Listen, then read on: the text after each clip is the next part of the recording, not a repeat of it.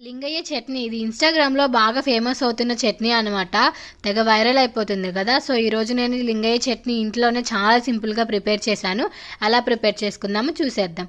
First అయితే ఒక cup వేరుశెనగ గుండ్లు తీసుకొని ఇలా దోరగా అయితే వేయించుకోండి. ఇలా వేగిన తర్వాత ఇవైతే తీసేసుకొని పక్కన పెట్టేసుకోండి. ఇప్పుడు అదే కడాయిలో ఒక టేబుల్ స్పూన్ ఆయిల్ వేసుకొని వేయించుకున్న పల్లీలు ఇందులో వేసి ఒక 2 నిమిషాలు ఫ్రై చేసుకొని ఇందులోనే ఒక 6-7 వెల్లుల్లి వేసుకొని ఒక హాఫ్ మినిట్ వేయించుకున్న తర్వాత స్టవ్ ఆఫ్ చేసుకొని ఇందులో మీ స్పైస్కి సరిపడా కారం, ఒక హాఫ్ టేబుల్ స్పూన్ సాల్ట్ వేసుకొని కలుపుకోండి. ఇందులోనే ముందుగానే నానబెట్టుకున్న చింతపండు వాటర్తో సహా వేసేసి ఇలా వేయించుకొని పూర్తిగా చల్లారిన తర్వాత ఇలా అయితే మెత్తగా మిక్సీ పట్టుకోండి. కన్సిస్టెన్సీ థిక్గా ఉండేలాగే చూసుకోండి. ఇప్పుడు వేరొక కడాయి పెట్టుకొని అందులో ఒక టేబుల్ స్పూన్ ఆయిల్ వేసుకొని ఒక టేబుల్ స్పూన్ ఆవాలు, ఒక టేబుల్ స్పూన్ జీలకర్ర, ఒక టేబుల్ స్పూన్ మినపగుండ్లు కూడా వేసుకొని ఇలా దోరగా వేగిన తర్వాత ఇందులోనే కొంచెం కరివేపాకు కూడా వేసి మంచిగా అయితే వేయించుకొని చల్లార పెట్టుకోండి. ఇప్పుడు దీన్ని పౌడర్ చేయాలండి. ఇక్కడ మెయిన్ అదే. మనం మామూలుగా తాలింపు పెడతాం కదా, బట్ ఇక్కడ ఏంటంటే తాలింపు పెట్టిన దాన్ని మిక్సీ వేసుకొని చట్నీలో యాడ్ చేస్తామండి. అంతే, చాలా టేస్టీగా లింగయ్య చట్నీ అయితే రెడీ అయిపోతుంది.